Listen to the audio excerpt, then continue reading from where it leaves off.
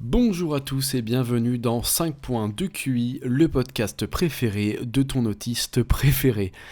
Aujourd'hui, on va s'attaquer à un très gros jeu, le champion de l'année 2023, celui qui a obtenu la récompense de jeu de l'année. Vous l'avez vu dans le titre, encore une fois, il s'agit de Baldur's Gate 3, la porte de Baldur 3.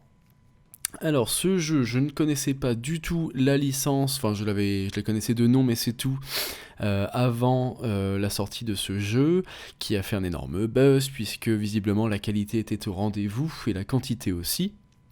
Donc je m'y suis attaqué presque un an après sa sortie en 2024, en me disant que j'allais me faire un petit chef-d'œuvre, voilà, j'ai besoin d'un petit chef-d'œuvre par an, d'un petit monument. Et du coup, je me suis dit que ce jeu-là pourrait faire l'affaire. Donc, Baldur's Gate 3, c'est un... je crois que ça s'appelle les CRPG, si je dis pas de bêtises. Les RPG où en fait tu cliques sur l'écran pour déplacer ton personnage à l'endroit où tu veux. C'est un peu particulier, t'es un peu en vue de dessus. C'est pas directement toi avec ton joystick qui va contrôler le personnage. En tout cas, de base, c'est pas prévu comme ça. Même si après, ils l'ont adapté sur console pour que ce soit faisable quand même. Donc on est vraiment sur un jeu adapté particulièrement pour le PC. Médiéval fantastique, un peu sombre, très adulte, hein, avec tout ce qu'on aime dans les œuvres médiévales fantastiques adultes, c'est-à-dire de la violence tout le temps et du cul souvent. C'est un petit peu la base de ce qu'on veut en tant qu'être humain normalement constitué. Le jeu... Alors là, il faut qu'on fasse un aparté. Donc, jeu de l'année 2023, chef-d'œuvre absolu, en tout cas selon les fans. J'ai aucun problème avec ça, je donnerai mon avis après. Et il a été fait en Belgique. Le studio qui s'occupe du jeu est belge. Et alors là, c'est surprenant. C'est surprenant parce qu'on est sur... on est quand même sur le pays dont le monument le plus connu, c'est un enfant qui urine, quoi. Aux États-Unis, il y a la Statue de la Liberté. En France, il y a la Tour Eiffel, l'Arc de Triomphe. En Inde, il y a des statues de fous furieux qui font 80 ou 100 mètres de haut. Pareil, en Chine, il y a des temples incroyables. Et en Belgique, c'est un enfant de... Je crois, il doit faire quoi? La statue doit faire 1 mètre. Et il pisse. Putain. Oh, le patrimoine, quoi. Ah, je suis jaloux. Je suis vraiment jaloux du patrimoine belge. Le pire. Alors, en plus de ça, déjà, il y a énormément de terroristes. Énormément de terroristes qui se cachent en Belgique.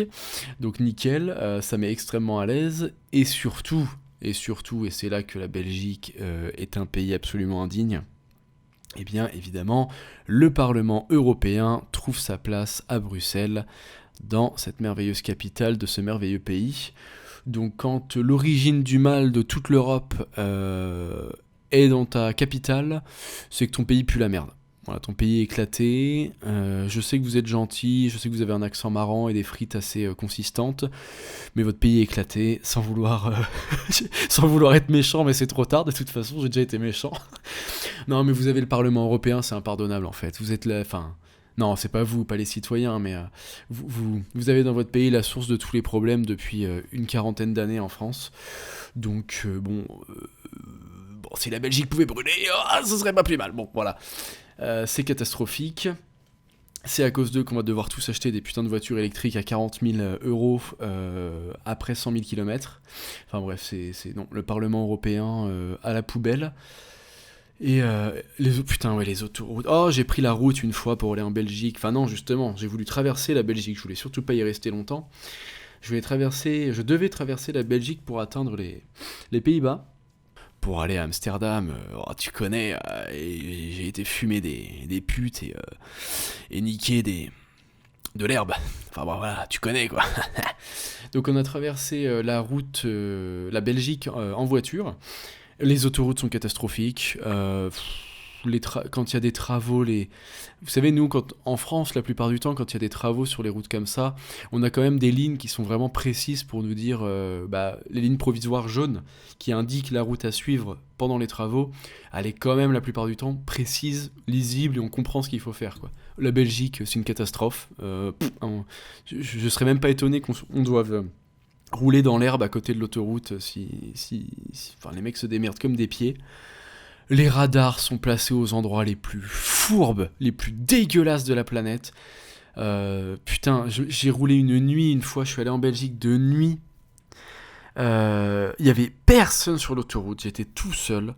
Il y avait une parcelle de travaux qui était à 110 au lieu de 130. Et ils ont foutu un radar provisoire sur cette parcelle à 110. Volontairement pour niquer les gens qui ont l'habitude de prendre l'autoroute ou de rouler à 130, ou les gens comme moi. Et puis, ah putain, bah oui, et pourquoi je l'ai pris dans la gueule ce radar? Parce qu'en Belgique, dans les autoroutes notamment, il y a un panneau pour t'indiquer la vitesse maximale autorisée toutes les 80 années-lumière à peu près. Si tu as zappé un panneau et que ta voiture n'a pas enregistré ou Waze, ou t'es pas sur Waze ou quoi, si tu as loupé une seule fois un panneau, tu peux rouler 20 km sans qu'il y en ait un seul autre, et sur ces 20 km, t'inquiète pas, ils vont te le mettre le radar, mais ils vont te le mettre au 19e kilomètre, pour bien que t'aies oublié la vitesse autorisée, et ils vont rajouter un petit tronçon où il y a des travaux, où c'est limité à 110 et pas 130, et ils vont bien le placer là, le radar. L'État belge, mais vous êtes des fils de pute, mais vraiment, putain, entre le Parlement et ce genre de magouille, de salope là, mais... Les Belges, vous êtes pas méchants, donc juste partez du pays et on demande à Poutine d'envoyer une petite bombe nucléaire là-dedans, quoi. Putain, c'est pas possible. Il faut brûler ce pays, c'est... Oh, mais quelle catastrophe. J'ai une autre anecdote aussi sur ce pays, là, putain. Toujours sur la route, d'ailleurs. Donc, là, ce que je vous ai raconté avec le radar, c'était pas pour aller à Amsterdam. Là, je vais revenir sur ce trajet, le retour d'Amsterdam vers la France. Le GPS nous a fait passer par la ville, je crois que c'est la ville d'Anvers. Dans la ville, on a mis 40 minutes pour faire moins d'1 kilomètre. Il n'y avait pas de travaux. C'était la circulation normale de la ville. Moins d'1 kilomètre, 40 minutes. Il n'y avait pas d'événements, pas de travaux, pas de trucs particuliers. La ville tourne comme ça tous les jours. Pourquoi ? Parce qu'en fait, en Belgique, putain, la municipalité belge, il faut rétablir les bûchers très très vite. La municipalité belge, c'est catastrophique. En France, quand vous avez un croisement, donc vraiment un croisement, on va dire, faut faire simple, deux routes perpendiculaires qui se croisent avec des feux. Vous avez donc, si votre feu voiture passe au vert, vous avez les feux perpendiculaires à gauche et à droite pour les piétons qui passent au vert. Ça permet aux piétons de passer. Il faut que les automobilistes fassent gaffe s'ils tournent à droite ou à gauche. Par contre, les piétons d'en face, sur la route, la même route que toi, ne peuvent pas traverser. Voilà, enfin, c'est des mots compliqués pour dire un truc que tout le monde a remarqué quand on a le permis, on le voit bien. Donc voilà, c'est organisé comme ça. En Belgique, en tout cas dans cette ville en particulier, c'est un feu après l'autre. Donc un feu piéton qui passe au vert, et on attend. Voilà, il passe au rouge. Un feu de voiture qui passe au vert. On attend, il passe au rouge. Un nouveau feu de piéton, et il faut que ça fasse le tour du coup des 8 feux. Parce que forcément, il y a 4, enfin on est sur un croisement, donc il y a 4 voies possibles. Et par voie, il y a un feu piéton, un feu voiture. Donc il faut attendre 8 feux pour traverser, et il y en a plusieurs. Et les embouteillages sont... Évidemment, la circulation est mal faite, donc il y a plein d'embouteillages. Mais c'est infernal. Mais c'est n'importe quoi. Putain, mais quelle ville de merde. Et ça, c'est pas le pire. Ça, c'est juste de la circulation. C'est chiant, mais ça touche pas à ton portefeuille. Là où j'ai pété un plomb, j'y suis allé avec la voiture de mon père qui était un diesel. Un diesel de 2005 à l'époque, un truc comme ça. J'y suis allé en 2019, avec une voiture de 2005 à peu près. Putain, ça va m'énerver. Juste y penser, ça va m'énerver, vivement qu'on parle du jeu. Je dérive déjà, c'est n'importe quoi. Mais alors, on va parler de ça. Donc, la ville d'Anvers, elle est sous, comme Paris là, un peu critère. Si ta voiture elle est diesel ou un peu trop ancienne et qu'elle pollue un peu trop, qu'elle émet du carbone, oui, le carbone, la cause principale de tous les problèmes naturels qu'on vit depuis 10 ans, la cause principale du réchauffement climatique, surtout par l'activité de l'homme. Enfin bref, le fameux carbone, nique ta mère, c'est encore à cause de la Belgique qu'on nous parle de carbone tous les putains de jours qui passent. Bref, ils ont cette règle anti-carbone avec les voitures vieilles et les diesels qui font qu'en fait tu n'as pas le droit de circuler dans la ville sauf si, j'imagine, tu payes, je suppose, je sais plus. Qu'est-ce qui se passe ? C'est bon. Sauf si, je sais pas, il y a une règle qui fait que tu peux peut-être passer, mais bref. Moi, évidemment, j'étais pas au courant, et puis je savais pas que le GPS allait m'emmener à Anvers. Mais voilà, je savais pas cette règle.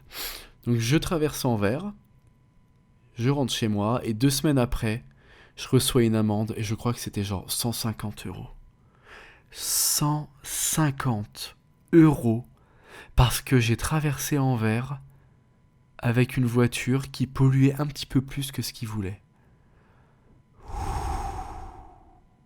C'est déjà énervant, mais j'ai réfléchi, je me suis rappelé de ma traversée de cette ville de merde, parce que forcément, avec ces histoires d'embouteillage, j'ai vrillé, je m'en rappelle très bien de cette ville. Il n'y a pas un panneau, un seul, qui te dit zone à faible émission, vérifiez votre voiture, ou voiture avant telle date interdite, ou diesel rien, pas un panneau.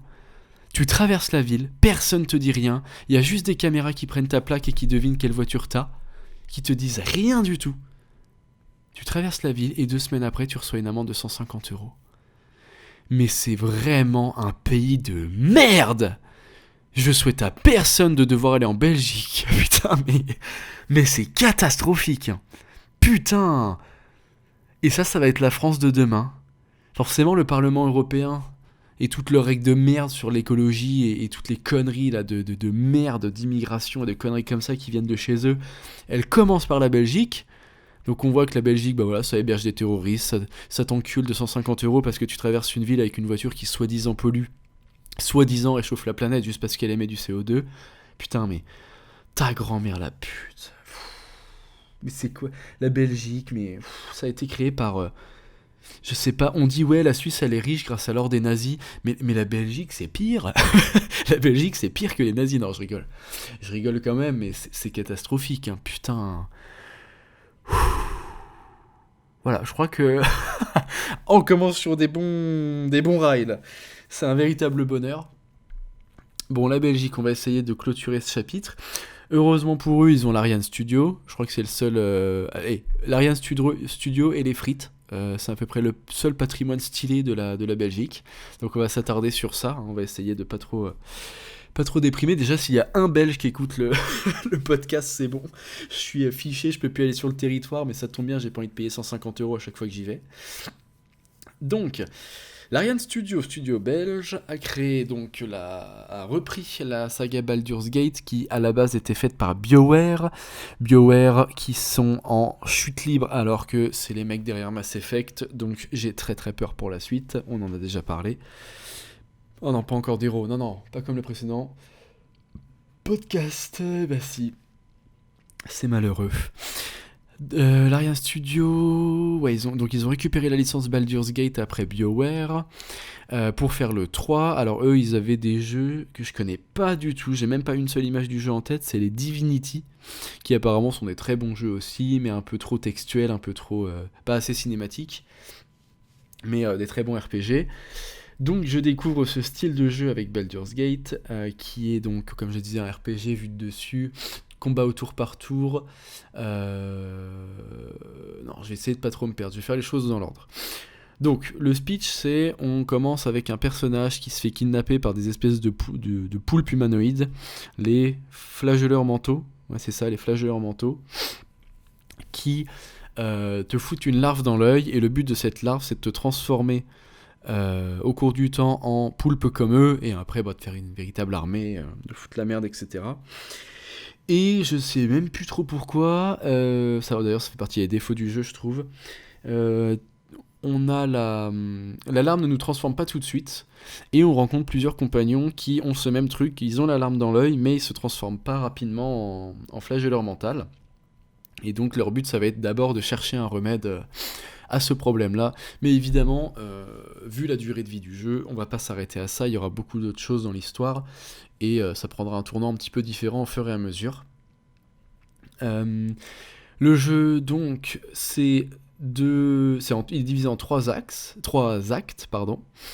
Euh, voilà, trois actes. Un premier acte qui est très très bien, un deuxième acte qui est vraiment pas ouf, et un troisième acte qui est excellent. Très très long, mais vraiment très très bon. Contrairement au sexe pratiqué avec moi, qui souvent est à la fois très très nul et très très court. Le système de combat, il est assez... Enfin, donc c'est du tour par tour. Sauf que contrairement à tous les autres jeux en tour par tour que j'ai connus, et je pense la majorité d'entre eux, l'action c'est direct, ça se passe vraiment sur le terrain d'exploration. On n'est pas en mode j'avance à un endroit, je rencontre un PNJ, la discussion tourne au vinaigre, oulala, on se bat, et on rentre dans une espèce d'arène fictive pour dire voilà on se bat, chacun son tour, machin. Non, là on est sur du tour par tour qui se passe en direct sur le terrain de jeu initial, là où tu explores, et du coup la topographie, la map, les objets, etc. sont déjà présents de base dans la map. Donc en fait ce qui est intéressant et même très très stylé, c'est que contrairement aux jeux en tour par tour classiques dans les RPG, tu vas déjà placer tes personnages, soit de manière visible, soit de manière discrète. Ils vont pouvoir être au-dessus, en dessous des autres ennemis, cachés derrière une caisse, cachés derrière un mur, tel que la map a été designée à la base. Et malgré tout, il y aura du tour par tour, donc il y aura de la stratégie, il y aura des pourcentages de chances de toucher l'ennemi ou non, les fameux 98% de chances de toucher l'ennemi, mais ça touche pas, du coup t'exploses une souris et t'en rachètes une. Et au bout d'un moment, ça commence à faire un budget assez conséquent. Il y a plein de choses, il y a énormément, là où le jeu est compliqué, c'est qu'il y a énormément de sorts, d'objets, d'effets, passifs, actifs. De toute façon, c'est inspiré de Donjons et Dragons, donc les jeux de rôle sur table. Et il y a un nombre de règles et d'effets et de sorts, de trucs comme ça, mais monumental. C'est très très très compliqué les premières heures de jeu de s'y retrouver. Et d'ailleurs, même une fois que t'as fini le jeu, tu connais toujours pas du tout toutes les possibilités qu'il y a, parce qu'il y en a vraiment énormément. Il y en a qui sont attribués à seulement certains personnages, certains boss, qui ont des effets complexes. Des fois, c'est des effets qui se réunissent avec d'autres. Enfin, putain, c'est un chantier de comprendre le jeu et ses mécaniques. Ça, c'est un peu chaud quand tu débutes. Mais au final, tu peux quand même t'en sortir dans le jeu en difficulté normale. Sauf à 2-3 moments, mais tu peux t'en sortir correctement sans aller exploiter tout le potentiel des pouvoirs, de l'univers et tout. Tu n'as pas besoin d'aller autant dans le détail. Tu peux très bien prendre un guerrier et ne pas trop te prendre la tête sur ces choses-là. Mais après, il faudra quand même gérer tes autres persos qui, eux, souvent, il va y avoir au moins un mec qui va faire des sorts dans le lot. Donc voilà, tu exploites, mais ça reste gérable au bout d'un moment quand tu comprends un peu le système, quoi. Je vérifier. Ouais, et du coup, donc tu vas te former une équipe. Peu à peu, tu vas rencontrer des personnages qui vont rentrer dans ton groupe et qui vont pouvoir t'accompagner au courant de l'aventure. Et là où le jeu brille particulièrement, déjà le système de combat est vraiment pas mal, mais là où le jeu atteint les sommets et fait qu'il a eu sa récompense de jeu de l'année, c'est au niveau des possibilités et de la liberté de tout, des choix, de ce que tu fais, des agissements, etc. C'est incroyablement impressionnant ce qu'ils ont fait là-dessus. Tout peut arriver, c'est-à-dire que n'importe quel PNJ peut être explosé si t'en as envie. Alors après, il y a des zones où quand tu tues un PNJ, tu vas te retrouver avec toute la zone, pas la ville, mais tout le groupe de personnages qui gravitaient autour dans la zone qui va t'attaquer, et donc t'es un peu condamné à mourir de toute façon parce qu'il y a beaucoup trop de monde contre toi, mais le jeu te dit pas, non t'as pas le droit de le faire. Il te dit fais-le, tu vas sûrement mourir parce que là t'attaques quelqu'un en plein milieu de son clan, donc ils vont t'exploser, mais t'as le droit de le faire, tu peux y aller quoi. Tu peux buter les marchands et ne plus pouvoir acheter leurs marchandises, mais par contre tu peux les voler. Tu peux voler aussi, faire du vol à la... le pickpocket sur des marchands. Au début du jeu, pour m'aider, j'ai été derrière un marchand discrètement. J'ai fait le pickpocket, je lui ai volé tout son or. Et puis après, je lui ai revendu. En plus de ça, je pouvais pas lui revendre des trucs, mais j'utilisais son propre or pour lui acheter du matériel. Voilà. Il y a énormément de possibilités. Tu peux très bien faire gagner un clan ou un autre quand ils sont en conflit dans chaque acte. Tu peux foutre la merde et tuer tout le monde. Tu peux résoudre les problèmes de certains ou leur en ajouter d'autres. Il y a énormément de possibilités là-dessus. Tu peux même tu peux parler au PNJ avec ton personnage à toi, mais si tu te dis non, mon personnage il est peut-être pas adapté dans cette conversation parce qu'il est pas assez menaçant et j'ai besoin de menacer la personne pour obtenir ce que je veux, et tu vas alterner, tu vas demander à un autre personnage de ton équipe de parler à ta place. Comme ça, ce personnage-là il est plus imposant, plus impressionnant, il peut plus menacer, et donc tu vas pouvoir faire jouer la menace contre d'autres personnages pour arriver à tes fins. Il y a énormément de choses comme ça, c'est impressionnant, toutes les possibilités qu'il y a, le travail abattu là-dessus, il est phénoménal. Je sais pas comment ils ont réussi à s'y retrouver dans leur arbre un peu de... je sais plus comment ça existe, quel est le nom de ces trucs-là, mais un arbre qui dit, s'il se passe ça, si le joueur fait tel choix, on va là-dessus, si le joueur fait tel choix, on va là-dessus, si le joueur attaque l'ennemi, on va là-dessus, et ça implique ça, et si ça implique ça. Comment ils ont fait pour se retrouver dans ce schéma ? Je ne comprends pas. C'est vraiment hyper impressionnant ce qu'ils ont fait là-dessus. Les possibilités sont ouf. C'est du grand n'importe quoi. Tu peux complètement changer le destin des personnages qui t'accompagnent aussi. Ils ont chacun leur quête personnelle, leur histoire personnelle, et tu peux vraiment leur donner des fins qui sont complètement différentes. Tes personnages, ils peuvent mourir dès le début de jeu. Moi j'ai un personnage c'est une espèce d'ogresse, là je sais plus ce que c'est, les Githyanki pour ceux qui y ont joué. C'est un espèce de peuple hyper agressif, guerrier, qui fout pas mal la merde. Et il y en a une qui rentre dans l'équipe, c'est le premier personnage qu'on croise. Elle rentre dans l'équipe, et moi au bout de 6 heures de jeu, un truc comme ça, 6 à 10 heures de jeu, le jeu, j'ai 110 heures, hein, pour le finir, il m'a fallu 110 heures. Donc dès le début du jeu, je dors à mon campement, et là elle arrive, elle me réveille, et elle me menace avec son arme. Je sais pas pourquoi, elle était hyper méfiante, elle était pas du tout amicale ou quoi, mais je sais pas, elle se réveille, elle se dit tiens, je vais aller buter le chef, parce que évidemment je suis le chef, et cette grosse traîtresse, elle essaye de me planter, cette salope.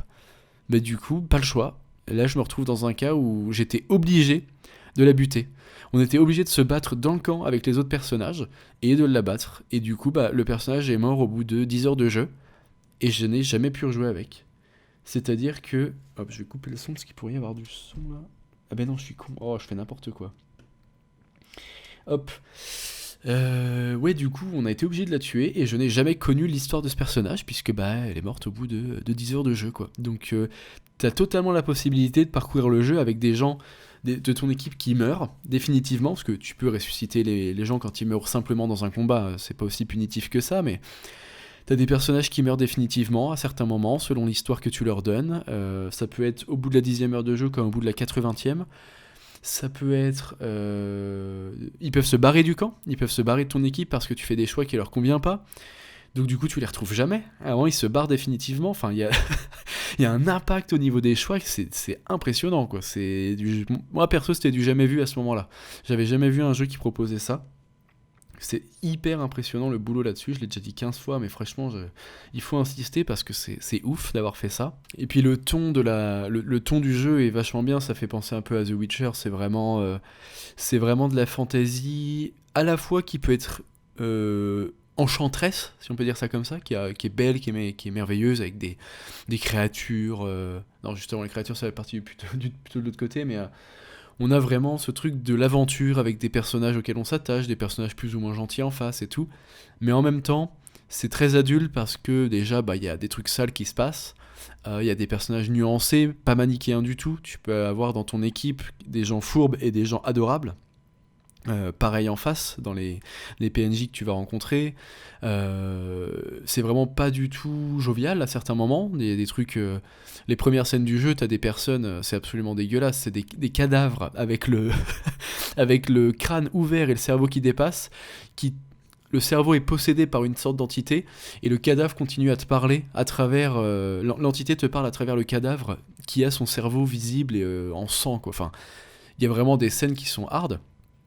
c'est vraiment de la fantasy pour adultes, et ça, c'est super agréable. Bon, par contre, au niveau du lore, du scénario, etc., là, il y a un point dont je ne suis pas fan. Donc ça s'inspire du jeu de plateau Donjons et Dragons 5, je crois. Donc il y a déjà quelque chose de préétabli. L'univers de Baldur's Gate n'a pas été créé de toutes pièces. Et en fait, le problème, et ça franchement ça m'a un peu saoulé, c'est qu'on ne t'explique pas assez.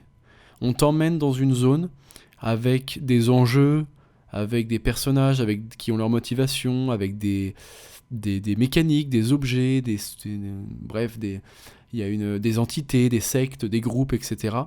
Et en fait, on te décrit pas vraiment pleinement ce que c'est, comme si tu connaissais quoi, comme si tu connaissais déjà Donjons et Dragons et que tu étais censé, hop, en un claquement de doigts, comprendre tout ce qui se passe, tous les enjeux, qu'est-ce que c'est quoi. Et ça m'a un peu cassé les couilles. Alors, c'est quand même beaucoup plus explicite, mais ça m'a un petit peu fait penser à ces jeux-là, avec des scénarios, tu sais, qui sont pas du tout racontés, où la narration, elle est minable, mais où il y a des obèses qui se branlent dessus, là, parce qu'ils trouvent ça stylé de comprendre un scénario à travers une description d'objet, alors que c'est de la merde. Dark Souls, c'est ça, les From Software, oui, voilà, ça, je remets, ça y est, je comprends mieux.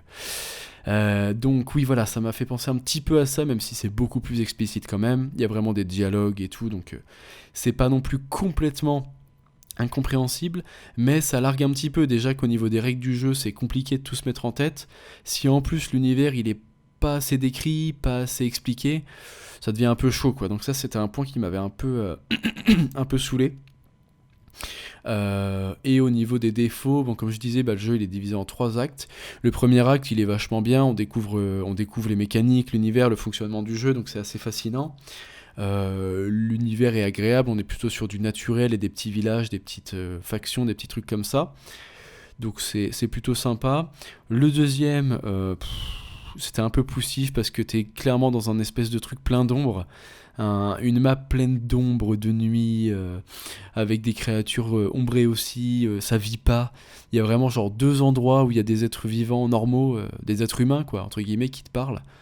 Le reste c'est que du vide, ça m'a un peu gonflé, c'était pas très intéressant. Et par contre là t'arrives à l'acte 3, et là tu arrives à la porte de Baldur, qui est en fait la ville principale du jeu, et là ça vit. Là c'est le bonheur parce qu'il y a à la fois beaucoup de vie, une très grande ville avec énormément de PNJ partout, énormément de quêtes cachées dans ces différents coins de la ville, avec des quêtes qui se relient entre eux. Tu vas découvrir un objet à un endroit, ça va avoir un impact sur un personnage à un autre endroit que tu vas rencontrer ensuite. Bref, plein de quêtes intéressantes, un univers super cool. Enfin là pour l'acte 3, vraiment, très meilleure réussite du jeu. Et c'est stylé parce que tu te dis, t'es récompensé d'arriver à l'acte 3 après genre 60 ou 70 heures de jeu. On te dit, ah bah tu croyais que t'avais fait le tour, ben non, on t'envoie le meilleur acte maintenant, allez prends ça dans ta gueule. Donc ça franchement c'était très très cool. Et enfin, non là au niveau de... Ouais non, ok ça c'est bon, je remets un petit peu de l'ordre dans mes idées.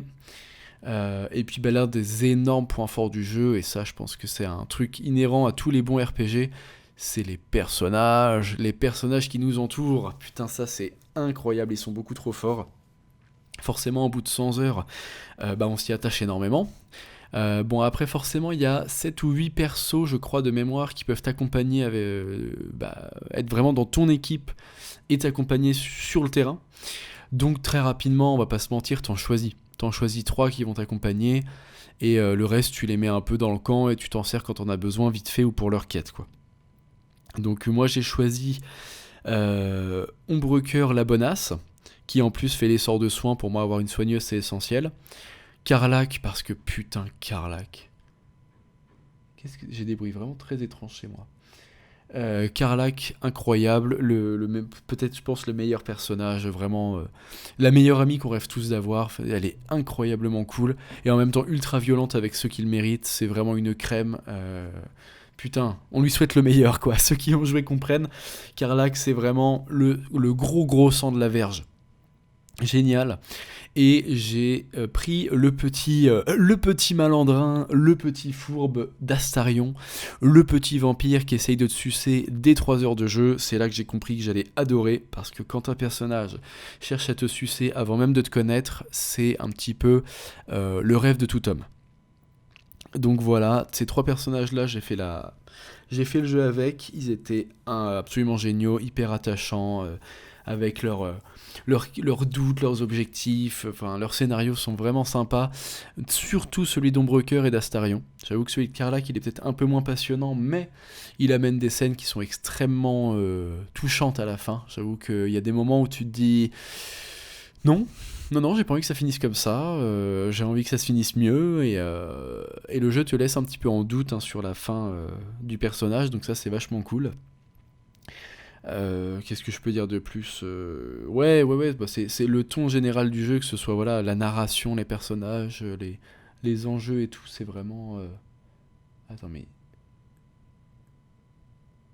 Putain, je comprends rien, il y a des bruits dans l'appartement. Bon bref, tout ça est vraiment très sympa. Et, euh, et ouais, et là pour le coup, le mot d'ordre c'est vraiment la liberté quoi. J'ai jamais été aussi libre dans un jeu, c'est du jamais vu quoi. Tu peux charmer les gens pour forcer les dialogues dans le bon sens, tu peux jouer sur tes capacités de tromperie, de manipulation, ou alors d'intimidation, ou alors de... Ouais non, c'est surtout ces trucs là que je me suis servi beaucoup de la tromperie, moi j'adorais faire le petit bâtard là qui ment à tout le monde pour atteindre ses objectifs, c'était très marrant. Et, euh, putain, je perds mes mots, ça me saoule. Ouais, c'est ça, et putain, c'est un jeu qui est... Encore une fois, ça va revenir un peu sur ce que j'ai dit sur The Last of Us 2, surtout. En fait, les mecs ont compris que... Voilà, le mot liberté, ça signifie on peut faire ce qu'on veut. Bon, dans la vraie vie, évidemment, il y a des limites, mais surtout, on peut penser ce qu'on veut. C'est-à-dire que oui, tu peux avoir une femme à bite, un homme à chatte, au début de la création de ton personnage. Il y a de la relation lesbienne, de la relation gay, de la relation interrace, et des trucs de furie presque. Enfin, vraiment, c'est... Il y a tout. Tu peux baiser une meuf qui se transforme en ours, hein, je crois, de mémoire. Et tout est possible. D'ailleurs, moi, j'ai ken absolument personne. Je suis resté un... En fait, tout le long de mon aventure de Baldur's Gate, j'ai été un joueur de, de jeux de rôle sur table, ou un joueur de Dark Souls. Je n'ai couché avec personne. Je sais pas, j'ai pas réussi à développer les romances, alors que Ombrecoeur, j'ai bien essayé, hein, j'ai bien tenté, parce que bon, évidemment, c'est celle qu'on veut se taper tous, hein, c'est logique.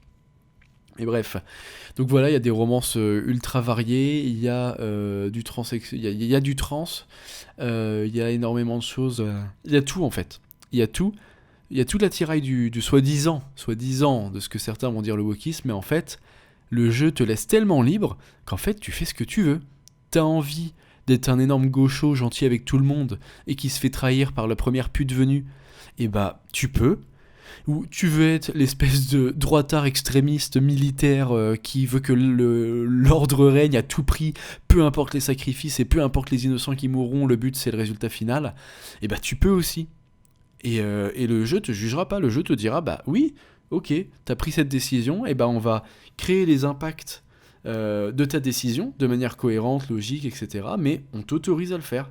Et c'est incroyable, c'est ce qu'on veut, c'est la même chose qu'il y avait dans Mass Effect 1, 2, 3. T'avais la jauge de pragmatisme, c'était un peu voilà, le militaire de droite strict, et la jauge de conciliation qui était plus le gaucho qui est empathique, qui fait attention, qui veut pas créer de conflit, machin machin. Et là c'est pareil, on te laisse le choix. C'est vraiment c'est ça qu'on attend en fait d'un RPG. C'est pas Dragon Age The Veilguard en fait. On veut être libre. On veut être libre d'incarner ce qu'on veut, de faire ce qu'on veut dans des putains de jeux en fait. On est déjà assez, je pense, réprimé dans la vraie vie, surtout quand on appartient à un certain camp, plutôt que l'autre. Parce que c'est chiant en fait c'est chiant. On n'est pas libre dans la vraie vie, si on pouvait juste avoir cette liberté dans les jeux, ce serait le minimum quoi. Donc là ils nous le proposent et ça fait plaisir.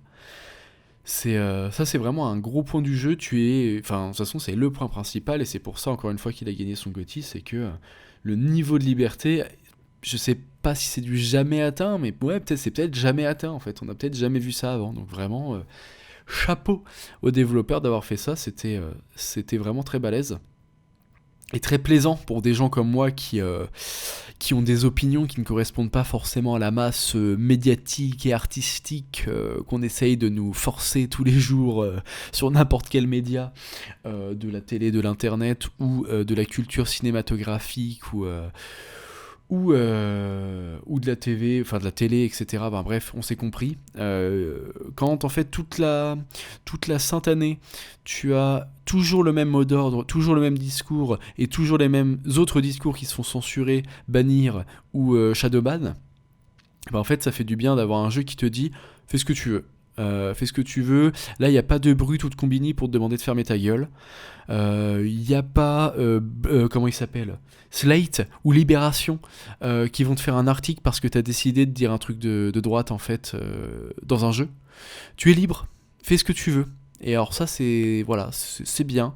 Si on pouvait avoir les mêmes droits, sans peut-être la violence, hein, on va peut-être calmer sur la violence, mais si on pouvait avoir les mêmes droits dans la vraie vie, le monde serait meilleur, hein, sans aucun doute. Donc voilà, petit aparté encore une fois, mais c'était important de le dire.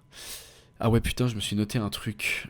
J'ai vu ça aujourd'hui même, et c'est pas la première fois que je le vois sur Instagram, parce que je n'ai pas Twitter, hein. Je parle souvent de Twitter, mais parce que je vois très bien les avis qui sortent de Twitter, de Cassos Fini, mais moi j'ai vu ça sur Instagram, parce que c'est le seul réseau que j'utilise. Je le trouve, il a énormément de problèmes, mais je le trouve quand même beaucoup plus sain qu'un Twitter. Les mecs en commentaire, quand il y a une vidéo sur Baldur's Gate, ils te disent Baldur's Mid 3. Alors en fait, mid pour quand on juge un truc et qu'on dit qu'il est mid-tiers, c'est-à-dire moyen, banal, oubliable, médiocre, quoi. Et les mecs te commentent juste Baldur's Mid 3 sur des pages qui ne parlent que des From Software. J'en peux plus de cette communauté. J'en parlerai jusqu'au bout du monde. Je les supporte plus. Je ne peux pas les voir. Dark Souls 1 et Dark Souls 2, aujourd'hui, c'est nul à chier. Voilà, on va le dire clairement. C'est injouable, c'est dégueulasse, c'est infâme. C'est de la merde. Je développerai plus tard pourquoi je pense ça dans le détail, mais c'est éclaté. C'est chiant comme la pluie. C'est nul à chier. Les mecs ne jouent qu'à ça depuis Dark Souls 1. Alors, date de Dark Souls 1. Date Dark Souls 1. Dépêche-toi. Putain, je suis en fibre filaire là, il se passe quoi? Ah putain, nique ta mère. C'est quoi le problème là? Oh putain, je viens de quitter ma page internet sans faire exprès, ça me vénère. Oh putain. Oh putain, ça m'agace. Mon internet tourne à 2 à l'heure, alors je télécharge rien. Ouf, putain, ça me gonfle. Date de sortie. Pourquoi les résultats Google s'affichent s'il y a un problème de connexion internet? Dark Souls 1. 2011. 2011, mais il est dégueulasse le jeu. Oh, c'est sorti en 2011. Oh ouais, non, c'est chaud. Je veux bien que les graphismes ça fasse pas tout, mais 2011, mais la gueule du jeu. Oh là là là là, mais c'est dégueulasse. Mais attends, mais attends, on va comparer. On va mettre meilleur jeu 2011. Ah ouais, non, on va faire un aparté Dark Souls quand même. Comme à chaque fois, faut cracher dessus. Batman Arkham City. Dead Space 2. Uncharted 3. L.A. Noire, pour ceux qui connaissent. Saints Row the Third. Un Assassin's Creed, la suite d'Assassin's Creed 2. Gears of War 3. Infamous 2. Battlefield 3. Dead Island. Mortal Kombat. C'est le remake qui avait pas de nom, juste Mortal Kombat. Oh là là là là là. Crysis 2. Mais putain, mais sans déconner. Mais mon dieu. Mais mon dieu. Mais tous ces jeux sont sortis la même année de Dark Souls. Mais vous avez vu la gueule de Dark Souls? Putain, oui, le graphisme ne fait pas... Les graphismes ne font pas tout, mais là, putain, c'est dégueulasse. Mais regardez ces jeux-là à côté, mais mon dieu. Oh là là là là là là là là. Mais c'est infâme. Il n'y a pas d'ambiance, il n'y a pas de graphisme, c'est dégueulasse, les animations sont... Putain... Non, les animations des boss, ça va, mais putain, la technique est immonde. Mais c'est de la merde. Oh là là, bon bref, les mecs depuis 2011, avec tous les jeux qui sont sortis, ils ne jouent que au From Software. Ils ne bouffent que ça nuit et jour, ils vivent de ça sans toucher la moindre meuf. sans penser à faire du sport. Enfin bref, les mecs sont des catastrophes ambulantes. Ils pensent avoir du goût et ils vont te dire euh, Baldur's Gate 3, hein. Baldur's Gate c'est surcoté, hein. C'est pas intéressant. Fils de pute. Mais c'est n'importe quoi. Mais pourquoi ces gens ont le droit de parole? J'arrête pas de répéter ça, mais c'est terrible. Putain. Mais bande de cassos. Putain. Le jeu le plus libre de l'histoire peut-être. En tout cas l'un des plus libres de l'histoire. Un univers qui est quand même hyper riche, même s'il n'est pas toujours bien expliqué. Un gameplay qui est quand même vachement intéressant, hyper précis, non pas précis, mais hyper complet. Vraiment, il y a énormément de choses dans le gameplay. Le jeu, il pèse 145 gigas et tu comprends pourquoi il les pèse, tu comprends tout à fait. Tout est justifié dans ces 145 gigas. Et les mecs vont te dire Baldur's Gate 3 parce qu'ils connaissent que les From Software depuis qu'ils sont nés, parce qu'ils sont nés en 2009, ces fils de pute. Ils sont nés en 2009, ils ont un avis. Déjà, c'est quoi ça? T'es né en 2009, t'as un avis? Ben non. Attends, ton avis, il compte pas pour l'instant, là. Ferme ta gueule, t'as pas de culture jeu vidéo ludique, enfin non, de culture vidéo ludique, ou autre. Mais ferme-la. Baldur's Gate 3. Oh là là, et les gars, ils vont quand même te dire que Dark Souls 2, c'est un bon jeu. Mais putain, mais... Oh la vache. Oh, vraiment, cette communauté, ça me fait du mal. Ça me fait du mal. Ce qu'on va faire, on va faire une espèce de conférence. Vous savez, la Japan Expo, Comic Con, etc. On va faire une conférence, la From Software Con. On va la faire à Bruxelles. On va juste faire un message à tous les gens. En fait, toutes les personnes qui ont un IMC correct, qui ont des cheveux pas trop gras, et qui ont un travail, ou qui cherchent réellement du travail, au moins ça. Tous ces gens-là, on va leur dire attention, il y a la From Software Con le 21 juillet, on va dire. Le 21 juillet... Non, on va le faire le 13 novembre pour la symbolique. Oh, je suis horrible. Je suis infâme. Le 13 novembre, on va organiser la From Software Con et on va envoyer à toutes les personnes que j'ai citées juste avant. On va leur dire attention, il y aura la From Software Con le 13 novembre 2025. Partez du pays. Éloignez-vous. Allez n'importe où. Le problème, c'est que vous êtes entouré de l'Allemagne, de la France, que de pays bien européens comme il faut. Donc, tant pis, pas le choix. Il faut émigrer vers l'un de ces États. On leur dit ça, 6 mois avant quand même qu'ils aient le temps de se préparer. Ils s'en vont. On attend que les fans de From Software débarquent dans cette conférence.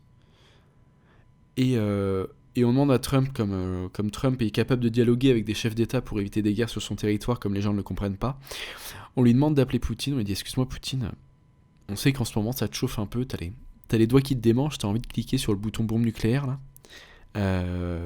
Fais le pas. En tout cas, fais le pas en Ukraine.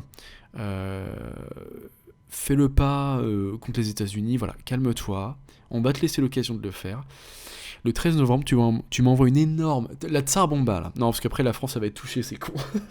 Tu m'envoies une bombe nucléaire en plein sur Bruxelles. Et là, on est débarrassé de tous les fans de From Software d'un coup. Et le monde souffle. L'hygiène de vie mondiale remonte. Bon, il y a toujours l'Inde. Il y a toujours l'Inde qui va baisser le niveau, parce qu'en plus, ils se reproduisent beaucoup, donc dans tous les cas, ça va coincer. Le niveau de l'hygiène mondiale va toujours baisser. Mais, en tout cas, en Europe, le niveau d'hygiène va pouvoir monter. Puisqu'en fait, on fait exploser des mecs avec des cheveux gras. Et des douches toutes les... si tu veux, il y a une douche à chaque sortie de jeu From Software, il y a une douche, quoi, pas plus. Donc ce qui est bien, c'est qu'on va pouvoir étaler toute cette graisse, tous ces boutons d'acné dus à la malbouffe et à l'hygiène déplorable. On va pouvoir l'étaler dans une énorme explosion qui aura lieu à Bruxelles. Désolé, je me gratte un peu, parce que moi aussi j'ai des problèmes d'hygiène, hein, je me touche pas souvent non plus. On va pouvoir étaler toute cette masse grasse et purulente sur toute la Belgique grâce à l'explosion. Ce sera Tchernobyl 2. Personne ne pourra aller sur ce territoire. Ce sera interdit d'accès pour la sécurité de tout le monde. Et on n'entendra plus parler des fans de From Software, quoi. Et putain, qu'est-ce qu'on vivra mieux. Le monde n'en sera que plus sain. Enfin bref. Putain, je me suis un tout petit peu éloigné du sujet. Bref, oui, voilà, donc ces fils de pute, ils osent parler de Baldur's Gate alors que le jeu, déjà en termes de lore, d'univers, de narration, de personnages et de richesse dans le gameplay, il encule tous les From Software réunis. Donc fermez vos gueules, voilà, fermez vos gueules. Vous êtes de 2009, donc attendez de mûrir avant de donner un avis. C'est comme le droit de vote, c'est à 18 ans pour une raison précise. 18 ans n'étant pas assez, bien évidemment, hein, on est bien d'accord qu'à 18 ans, la vie des gens, il est pas fou. Mais bon, déjà ça a un début de sens. Donc vous, si vous êtes de 2009, ne parlez pas. Ne parlez pas. Voilà, allez à l'école, n'écoutez pas non plus trop ce qu'elle vous dit, parce qu'après, bon, vous avez des opinions de merde en grandissant, mais fermez vos gueules. C'est tout ce qu'on vous demande, soyez sages, et n'hésitez pas à aller à la From Software Con, vous porterez bien mieux. Donc voilà. Bref, Baldur's Gate 3, un très très grand jeu, un des plus complets, les plus riches et les plus libres pour le joueur qui ne soit jamais sorti. Voilà, c'était bien. Ah putain, mais si, en plus je dois en parler, je veux que les gens parlent plus de ça quand ils font des critiques de jeux, de films ou autres. Il y a un sujet que j'ai oublié qui est hyper important dans Baldur's Gate, la putain de bande-son. La bande-son du jeu, putain, mais quelle merveille. Oh là là, si, il y a du très très lourd. C'est-à-dire que la première fois que tu lances le jeu, tu te dis, mais attends, qu'est-ce qu'il me raconte l'autre enculé de 5 points de QI, c'est de la merde ta musique, c'est quoi? C'est-à-dire que tu lances le jeu, il se passe ça, donc tu te poses des questions. Ça prend un peu de temps.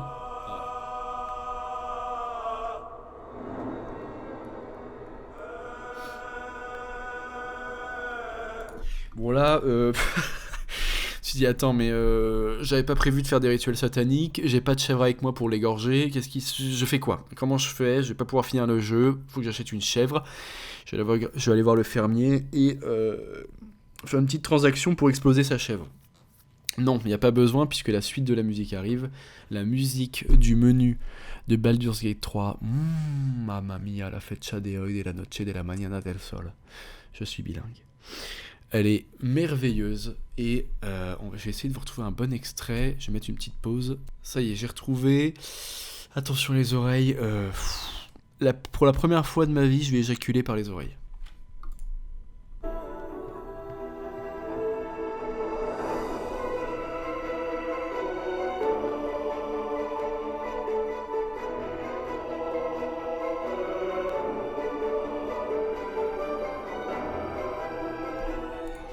C'est putain, ouh là là là là, ouh là là là là là là. Les voix des hommes, la chorale d'hommes, de Mal-Alpha, putain, mais quel bonheur. Les instruments et tout, c'est incroyable. Alors je suis nul en analyse de musique profonde parce que j'ai pas fait de conservatoire, je suis nul en instruments, etc. Mais putain, oh le ressenti, oh là là là, tu sais que l'aventure va être longue et que tu vas en vivre des choses, quoi. Tu sais que ça va être très très lourd et que même si il va y avoir un peu de trance, un peu de gay, ça va être burné quand même, quoi. Il va y avoir des trucs très très lourds, ça se sent rien que dans la voix. D'ailleurs, le compositeur... Attendez, ah oui, c'est bon, j'ai le nom. Le compositeur de Baldur's Gate 3, il a le nom le plus pays de l'Est que vous aurez jamais entendu de votre vie. Oubliez Vladimir Poutine, hein, c'est rien du tout. Le compositeur s'appelle Borislav Slavov. Le mec, il compose, c'est-à-dire que sur son... Je sais pas exactement comment ça marche, la composition, parce que voilà, je maîtrise pas du tout le sujet, je sais pas, je connais pas la technique derrière, mais en fait, je le visualise, par exemple, le gars est sur un piano. Si le mec est sur un piano, il compose pas avec ses doigts sur le piano, il a directement un AK-47 et il tire sur les touches directement du piano pour faire sa mélodie, tu vois. Je pense que quand il veut utiliser un tambour, il tape pas avec les... Tu vois, j'ai même pas le terme là. Bah, le truc pour taper sur les tambours, quoi. Non, il balance directement une grenade sur le tambour. Et le mec a vraiment pas le temps. Voire même peut-être qu'il tire au tank, j'ai un doute, mais... Le mec est incroyable, le compositeur a vraiment fait un travail de fou furieux. Je vais essayer de vous retrouver un autre extrait parce que putain, la musique du menu de Baldur's Gate, c'est vraiment... Là, je suis en train de soulever mon bureau sans les mains, quoi.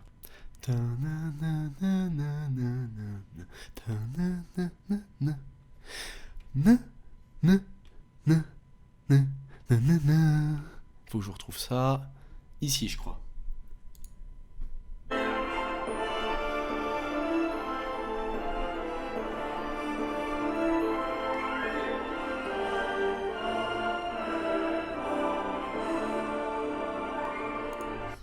mais c'est épique, c'est féerique, en fait c'est à la fois féerique et à la fois violent, il y a quelque chose, c'est incroyable, ça représente tellement, tellement le jeu, c'est fou, putain, vraiment les compositions du jeu, c'est merveilleux. Il y en a plein d'autres, hein. Il y a le thème de Raphaël le Diable, là, pour ceux qui connaissent. Ah là putain ça, là on est vraiment sur de la composition très très lourde quoi. C'est pas, encore une fois c'est pas Ubisoft quoi. Ubisoft ils ont fait un thème de Assassin's Creed qui était stylé en 2007. Depuis il y a juste un remix de ce thème-là par jeu et il y a aucun effort quoi. Donc allez vous faire enculer. Là on a vraiment une composition qui est énormissime, des magnifiques musiques, hyper entêtantes, enivrantes. Il y a tout. Enfin c'est vraiment très très très bon. Donc ouais, si, il faut qu'on s'arrête là-dessus. Quand il y a des bonnes musiques dans une œuvre, tout le monde devrait en parler parce que la musique, ça fait... quand vraiment elle est excellente, ça fait presque la moitié du travail, quoi. C'est vraiment le bonheur. Donc je me devais évidemment d'en parler, c'était plus que nécessaire. Donc voilà, donc Baldur's Gate 3, moi je dirais pas... Alors si, je précise, il m'a un petit peu... Je le trouve un petit peu long sur la fin, même si j'ai beaucoup aimé l'acte 3. Je dirais que 100 heures, c'était quand même un peu... Enfin, 110 heures en faisant les quêtes secondaires, la plupart des quêtes secondaires, c'était un peu trop long.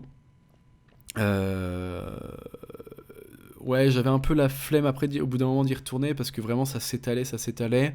C'est un peu le truc que je pourrais reprocher au jeu, c'est sa longueur. Je pense qu'il aurait fait 20 ou 30 heures de moins, ça aurait été parfait. Il aurait été vraiment nickel.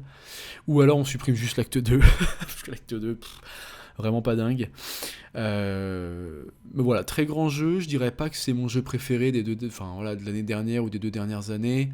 Après, je joue tellement à peu de jeux qui viennent de sortir, donc je peux pas me rendre compte, mais j'ai vécu des moments un peu plus intenses sur d'autres jeux. Néanmoins, ça reste vraiment un truc à faire pour ceux qui l'ont jamais fait. C'est vraiment une expérience de jeu à part, parce que c'est pas un genre de jeu auquel beaucoup de gens jouent en fait de base. Donc voilà, faut tester, faut s'investir un petit peu au début, mais ça vaut vraiment le coup. Si vous avez du temps devant vous, bah lancez-vous dans l'aventure, baisez des ours, des diables et des salopes, et puis voilà. Très belle conclusion, très belle morale, gros bisous à tous, c'était 5 points de QI, ciao, bonsoir.